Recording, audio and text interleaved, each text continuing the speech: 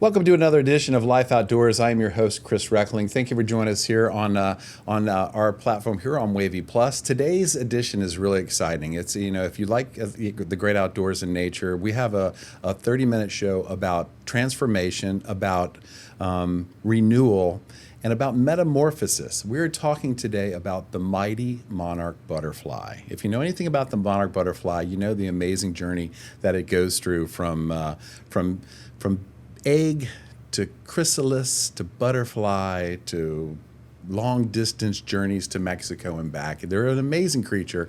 And today's guest is Andrea Gengler, who is just, Andrea, you've been into these creatures for quite a while. And before we talk about the creatures themselves, just tell us a little about yourself.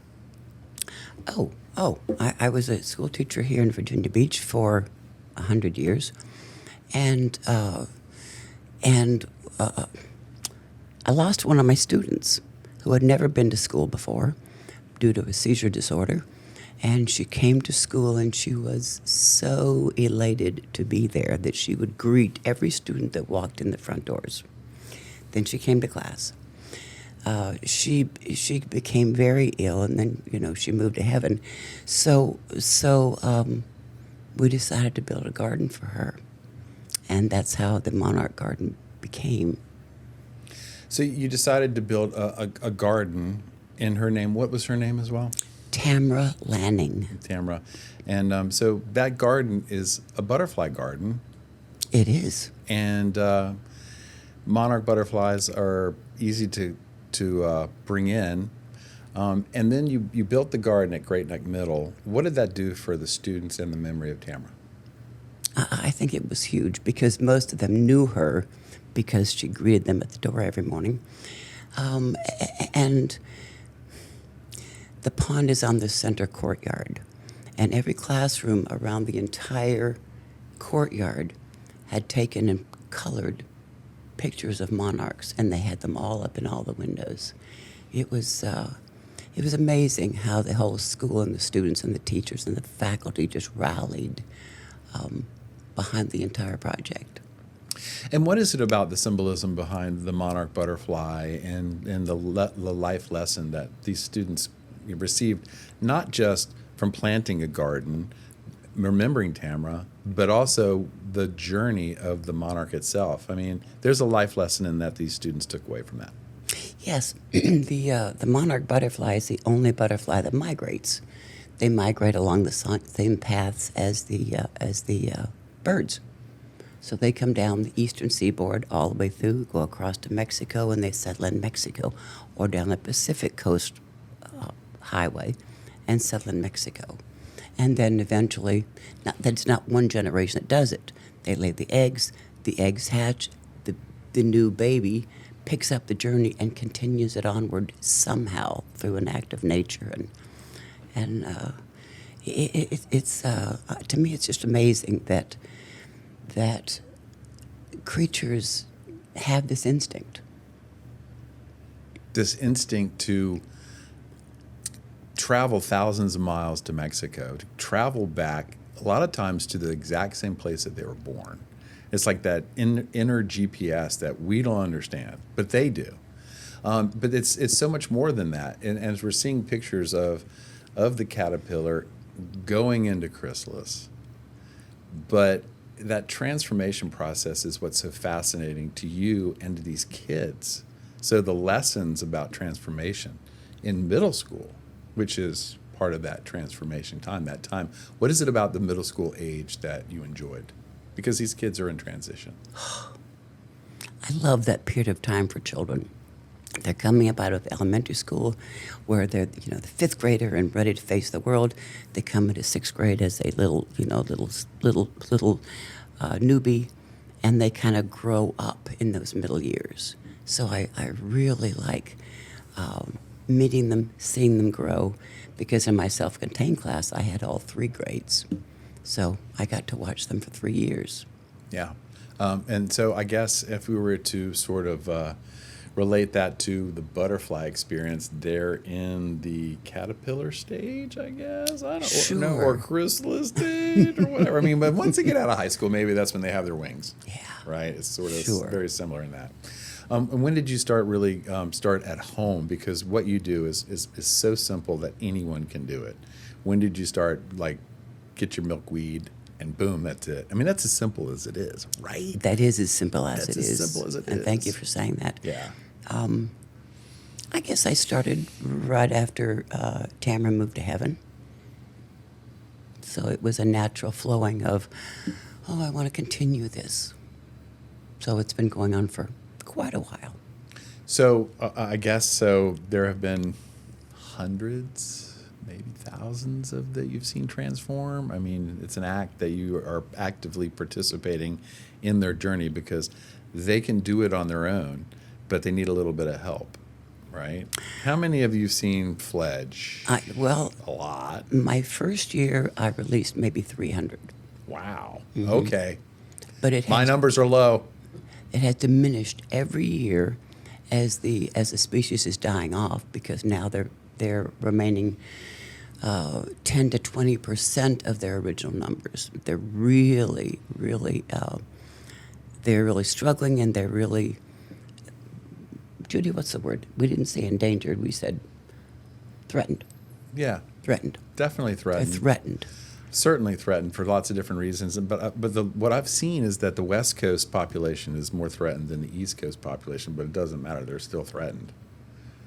I mean, I don't know. Who knows, right? Because lack of habitat, wildfires on the West Coast, pesticides, all the above is, going against this little creature. Yeah. Natural predators. Yes. You name it, right? Lots of problems they face. What are some of the biggest problems? I mean, Loss of habitat. yeah, I mean, they're simple creatures. All you need is milkweed, Milkweed. to survive, and that's a species. That's a plant that's, they're trying to eradicate. They're trying to get rid of it because it could be poisonous to animals and whatnot. So, Right. which is a shame. And schools, elementary schools, used to grow milkweed. They have to migrate about 50 miles a day on their flight to Mexico. So with the schools planting milkweed plants in their gardens, that allowed for them to have a way station to stop, rest, fill up, nurture themselves, and move on Yeah. every day. As we all do. So we're going to take this one step further. We're going to dive a little deeper into the mighty monarch, and we're going to show its transformation with some amazing footage that we got last year in Andrea's backyard. So we're going to take a short break, and we'll be right back with that. So stick around to Life Outdoors, everybody.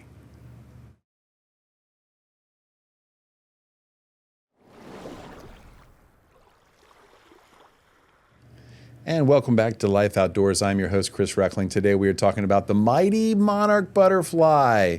Life Outdoors is everything happening outdoors, and there's one of the true joys in life is to go outside and see a butterfly. And unfortunately, it seems like we see less and less of butterflies. And it doesn't matter if it's a tiger swallowtail or a monarch or a viceroy or a moth or whatever it is. It seems like more and more these days they're harder to spot, harder to see because they are threatened, they are endangered. They are animals, maybe not endangered, but they are a species that are struggling to survive for so many different reasons. Today's guest is Andrea Gangler, who loves her monarch butterflies. In her backyard, she's got a lot of milkweed, and that means she's got a lot of monarchs. When you plant milkweed, they just find it, They do. right? Talk about that part of it, because this is how so easy it is to raise monarchs, right? Yes. What do you need to know as somebody who might want to do it? Buy a milkweed plant. Put it out in the open, and they will find their way to it. That's it. They will come, and they will. Do I have it here? Yeah, what you got there? Yeah. Oh, shoot. I had this so well planned. Well, it's the one right next to it. There you go. It's the other one. It's the other one. I'm looking for the egg. Oh, well, I'm not sure we're going to see that. Okay. But we can see the caterpillars right there. So they find it. They lay an egg, which is microscopic and teeny tiny. Then what? Right. The mother sits on top of the leaf, and she bends her thorax around, and she deposits an egg underneath the leaf. And from there, like with turtles depositing their eggs in the sand, away they go. So it comes out of the egg, and it's a teeny tiny little caterpillar that already has the colors, right? I mean, that's what's amazing about it. And then what does it do? And it just eats. It eats and grows. The and Hungry eats and grows. Caterpillar. I love that book, The Hungry Caterpillar. Right? Mm-hmm. So we're going to show you a little bit of video here. This is spectacular. This is inside of one of your little nets, and this is the chrysalis process. What are we seeing, Andrea? Oh, well, we're seeing monarchs who have dried their wings and are ready to be released. And this right here. And this is the transformation from the caterpillar into a chrysalis, and the caterpillar is just squeezing off his outer skin, and he will just do that until there's a little wad of skin at the top, and he'll twist around and he'll settle down into that chrysalis. It will harden, and he will stay there for the next couple weeks. He's like, get that skin off there. Get that skin off there. He's like, I don't want that skin. Yeah. This is really incredible. And if you have kids at home or you just are fascinated by nature, this is as simple as getting milkweed, following the caterpillars, and let them do their thing.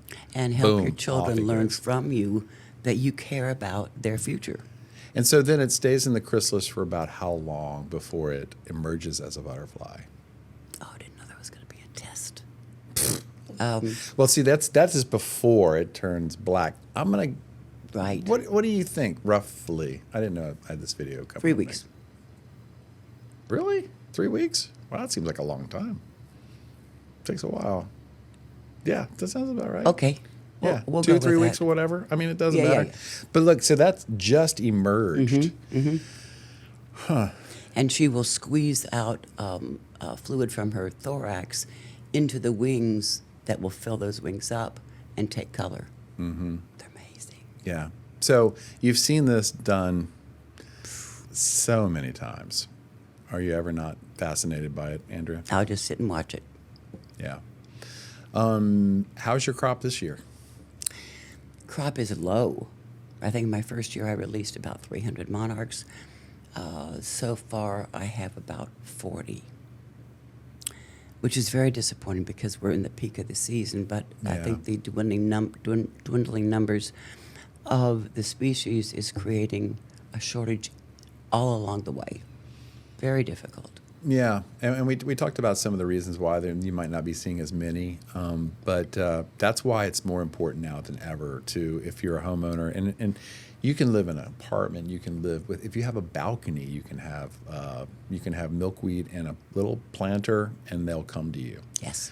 If you have any type of backyard, you can do it, and you can get milkweed at your local garden center. You can grow it from seed. There's lots of different reasons that you can get it, or lots of different ways you can get it. But also know that it can be, toxic to animals and pets and dogs and cats and stuff like that. But they know that, right? I mean, your dog doesn't go up and eat milkweed. Not twice. not twice, for sure. What else is it about the monarch that you find amazing when it gets to that point? Because how long does it go from the chrysalis to popping out and then ready to go? I guess just let dry its wings and it's ready to go. Yeah, the regular monarchs live 6 to 8 weeks, but the migrating generation lives 8 to 9 months. The last generation. The last generation as it migrates down into Mexico. Yeah. I guess that's where you would know how the population is doing down in Yes. Mexico. That's where they probably do the numbers, the study, and the count. Yes, they have a monarch watch for people that do take data and report it in. I don't, but Yeah. yes, a lot of people are keeping an eye because it's so important. Yep. I mean, we're losing too many of our species, and we need to pay attention. Yeah, it's sort of the bellwether species. Whether it's a bird, whether it's an insect, whether it's the monarch butterfly, once one species goes, you have to ask yourself why and how and who's next, or what's next. And we're on that food chain as well. That's why it's important to help the monarch out in so many different ways. So, do you ever see any other butterflies in your backyard? I mean, like they ever just come through and say, and the monarch says, no, this is our territory.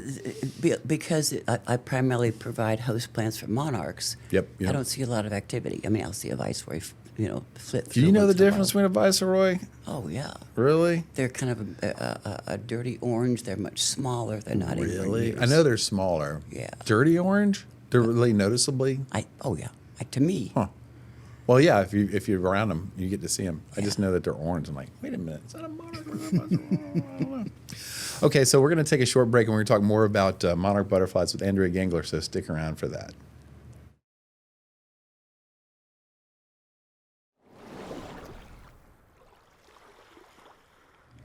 And welcome back to Life Outdoors. I'm your host, Chris Reckling. We are joined by Andrea Gangler, who is a monarch enthusiast. I mean, you're a former teacher, monarch lover, nature lover. What other titles do you have, Andrea? ooh, What else? I mean, because if something tells me that if you like monarchs, you might like your garden, you might like your birds, you might like anything. What else? I quilt. Ah, very nice. I love quilting. My grandmother made some beautiful quilts. Everybody in my family has some, and I love my quilt from my grandmother. So good for you. That's awesome. Keep those hands moving. So we've talked already about the monarch and some transformation. We do have some more video of some transformation we'll show in just a bit. But you mentioned something about Monarch Watch. Did you say it's Monarch Watch or Monarch? What is that exactly? Monarch Watch. Yeah. What is that?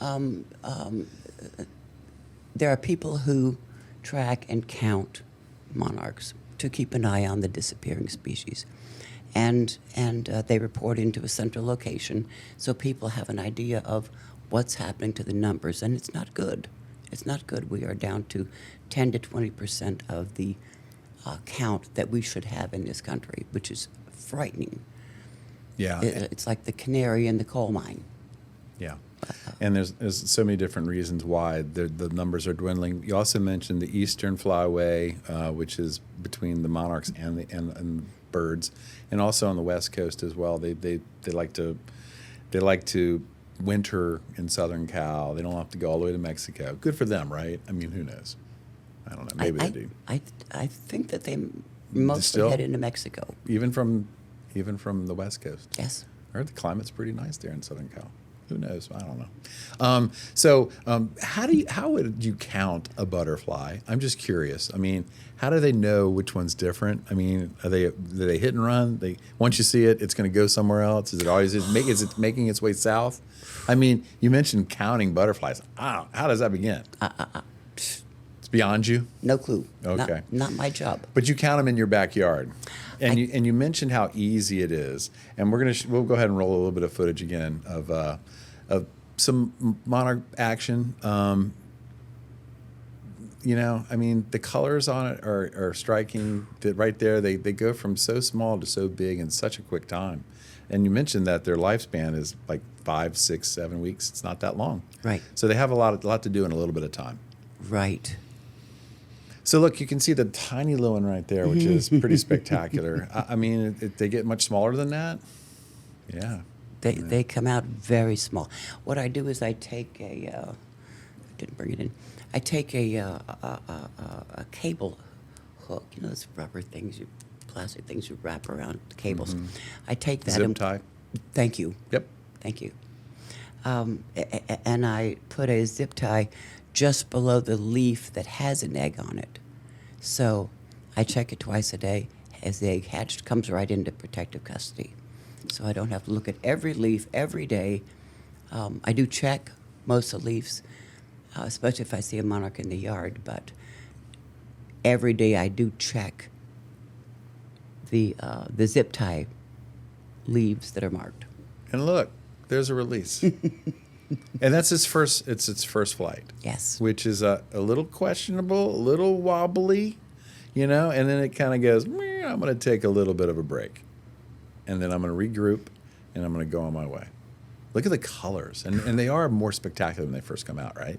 Color-wise. Their wings are perfect. Yeah. They seem their wings are perfect. They're not beat up. They're not, they haven't been beat up by the wind. They're not being chased by prey. Windstorms, rainstorms, they have to find protection. They're always looking for food. It's tough out there. Right. The adults nectar. They don't eat the milkweed after they're a butterfly. Oh, that's right. They're pollinators. Yeah. Wow. They're pretty important, right? And so important. Oh, my gosh, we think of the bee, but then our butterflies are all pollinators as well. So yeah. our job is to help them. You mentioned that you check your plants a couple times a day, and when you see the caterpillar come out of the egg and you put them into your net. Talk about that part of it, the net, and how once they're in that net, they're good to go. They're safe. They're Safe from what? Safe from crickets, from wasps. Oh, wasps are the worst. Wasps. Yeah. From all kinds of flying insects that feed on little caterpillars. Yeah, they're prey. They're preyed upon. Once again, we get to see the release, which is really spectacular. And every time you put one out there, how does it make you feel? Feels like I'm helping. Just feels wonderful. Yeah. And they may go on to mate, which makes it even better. It's just, we each need to do what we can, and I'm happy that I'm able to do it. Well, let's talk about that part of it, because it seems to me like one person can make a difference. It's like the story of the little boy on the beach. I think his name was Chris, walking along the beach, and he was watching all these starfish, and he was just throwing them back in and throwing them back in. And a man said, "Well, what are you doing?" "I'm throwing them back in. I'm saving them." He said, "Well, that's not going to make a difference." And he said, "It makes a difference to this one." Yeah, well said. One saved is one more saved than wouldn't have been saved, which is, and that's where you can take part in this. If you love nature, and if you're fascinated by everything out there, if you've never witnessed this or would like to do it, it's really, really simple. Tell people how simple it is. Once again, we've already mentioned it, but we'll mention it once again. How simple is it to raise monarch butterflies, Andrea? Nothing to it. Tell them how to do it. There's nothing to it. You find yourself a milkweed plant from your local nursery, and you put it out in the open where the monarchs will find it. They will lay their eggs, and the rest happens by nature. So the monarch will find it. They have like radar. They zero in on it because it's hard for them to find. They find it. Once they get on it, they lay their egg, and then you might want to check it, and then get yourself a little net. Some net appeared here at Wavy last year. Do you know where that came from? Oh, the. You know So what? funny. You know what? And that was really wonderful. We really enjoyed having the chrysalis or pupa on set, and we last year on the Hampton Road Show we tried to share with everybody. Go ahead and hold that up, Andrea. So the chrysalis. These are the So we had the chrysalis on set, and we really wanted it to come out during the show or the day before the show. But of course, Andrea, it came out over the weekend, which is fine. It has its own time clock, and so we were able to put some video and show everybody how simple it is. So these are a couple of them right there. This is your take home. This is your bonus. Oh, really? Awesome. So we get to do it again? Yes. Oh, Yes. Nice. So we'll do that again on the set. We'll put it out there, and hopefully it works. I forgot how we did it because it's cool and dark, and I don't know. Yeah, once they're in chrysalis, they're very much insulated. They're pretty good. Yeah. So what color is that anyway? Is it like a teal? Is it like a little green? Lime green to me. What are those little gold dots on there? They almost look like they're like just amazing little markers on it. They kind of are. Yeah. And I think that's why they're named monarchs. That's their crown. Because that's their crown. Yeah. Let's see if How about that? if you can see that. Yeah. I don't know if you can see that. Yeah, it's kind of hard to see, but yeah, Yeah. we got the point. Yeah. All right, well, there they are. Andrea, once again, thank you so much for sharing this with everybody. And yeah, it's a fascinating thing, the life and the transformation, the metamorphosis of the monarch, whether it become from egg to chrysalis to the butterfly itself. Is there anything else you'd like to add before we go? I encourage anyone that has any interest in helping the species to do it. There's minimal work involved except for providing all the milk that they need. Right. And let your children watch you do it. Yeah, it is a fascinating process from beginning to end, and knowing that you're doing something and one person can make a difference.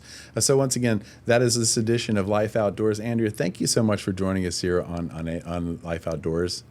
Thank you, Chris. This is fun, right? This is great fun. Happy 4th. Happy 4th, everybody. I told you this was a fun one. So once again, don't forget to live your life outdoors, and we'll see you next time.